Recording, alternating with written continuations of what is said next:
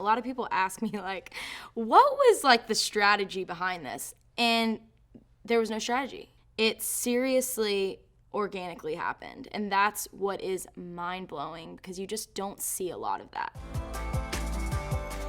My name's Priscilla Block and my life completely changed this year. My career a year ago was kind of non-existent. What are you doing tonight? Oh, nothing, same.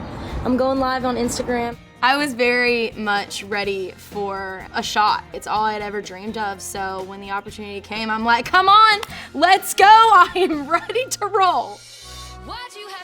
We have the top 20 song on country radio today, baby! I'm about to sign a record deal. A lot of people don't know this about me. I was born in California, but I lived there for 2 months. So I like to say I'm a little bit of a California girl. I kept the blonde hair. I'm one of 5 kids. It was always like chaos in my house. So you could say there was music coming in every different room. We kind of all grew up learning that you go for what you want and you go make it happen. My mom actually is the one that can sing really well and she can still play guitar and she's a big reason why I do music. She was the one that pushed me to play piano and I would learn other people's songs. Then I was like, why don't I just try and write one of my own? And I did and it was absolutely trash. I was writing about my first breakup. I was 15. I thought I was gonna marry the guy. I've been a hopeless romantic my whole life. So heartbreak, still writing about it. So I figured I would play y'all one of the first songs that I ever wrote, and it's called One More Kiss. Our past can be dismissed with one more kiss. I moved to Nashville right out of high school. I actually graduated high school a semester early to move to Nashville and really give this thing a shot. I've had like 47 jobs. I did a lot of like nannying and babysitting, dog sitting, dog walking. My favorite job ever was finding junk on the side of the road and selling it on Craigslist. I mean, I still do that. I'm like, that is a whole couch right there. In the truck we go. On today's episode of One Man's Trash is Another Woman's Treasure. I'd been writing for 7 years in town, going out and networking and showing my faces at shows in town and meeting other writers. When the pandemic started, and obviously I have all this time at home, I decided to use TikTok and just post my original music. So a lot of the videos just started with me and my guitar. Here is an original song. Here's another original song for you. I wrote a new song today. And it really changed with a song called PMS. Well, it turns out I ain't pregnant. I don't need an antidepressant. I didn't even have my guitar. I was just, singing, snapping my hand, whatever. And that was one of the first videos that went fully viral. I mean, millions of views on it. Angel Faces of TikTok! Thank y'all so much for all the love that you've shown me on my song PMS. I woke up to 1 million views on the well, it turns out I ain't pregnant video. What the heck? My brother had called me and he was like, hey, I'm seeing people that I know posting videos singing your song and thousands of followers are coming through. I mean, what? It was such a blessing for me because I was in such a low place of life, I'm like, the world shut down, I can't go out and play shows. Everything that I've been working for so long has reached a halt. And then this happens and I'm like, we're gonna keep feeding this. we're gonna figure this out. And that's exactly what I did. Here is a brand new original song about just when you think that you're getting over somebody and then there's a big old plot twist. Why'd you have to come back in right then, right when I was just getting good and gone? I was actually really, really sick the day that we were gonna write this song. And so my co-writer had called me and she had asked, she was like, hey, do you still wanna write today? I know you're really, really sick. And I was like, I have to write today. I don't know what's happening with my life. I was moving out of my apartment because I couldn't afford my rent. My life is falling apart. And I need a song. I need something. And we hopped on FaceTime and we wrote Just About Over You. I posted it the day after, and it blew up.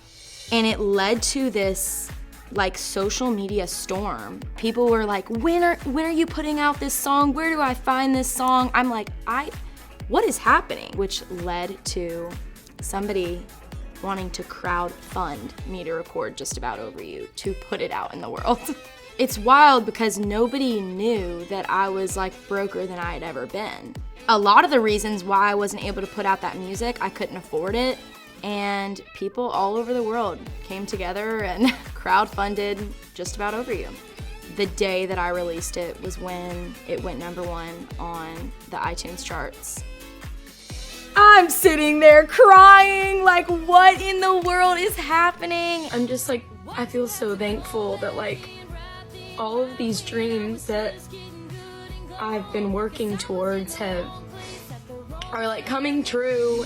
I think at that point everyone was like, okay, who is this girl? And this is all fake. I'm like, this has to be fake. It wasn't. The calls started happening day of. New York's calling, LA's calling, like everywhere. My phone is being blown up. Can you come out here? Can you come out here? And I'm like, what?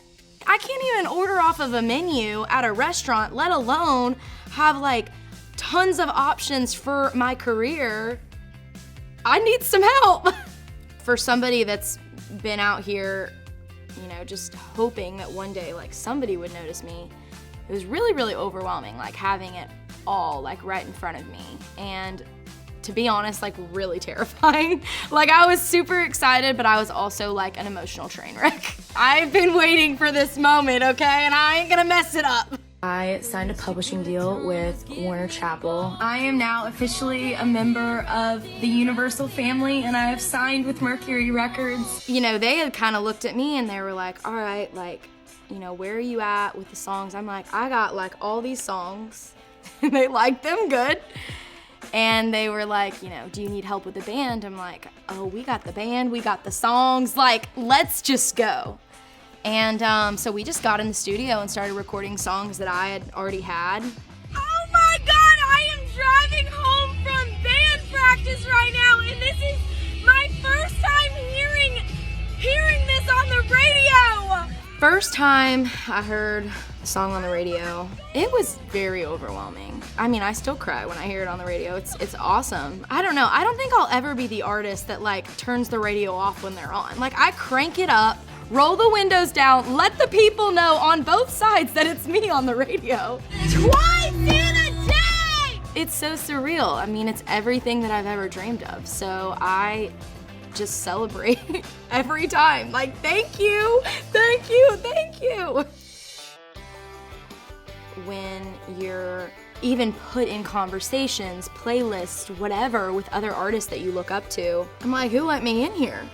I don't know, but I'm not gonna ask any questions. You guys know the song?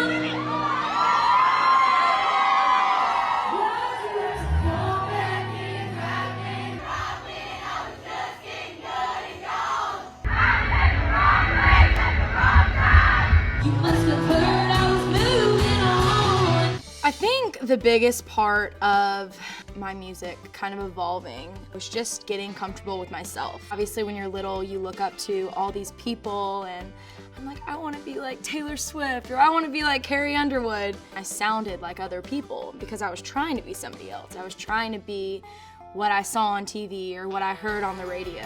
I think writing really is what changed my music, and being comfortable with my body and who I am and being able to sing about that has been a big change from where I came from.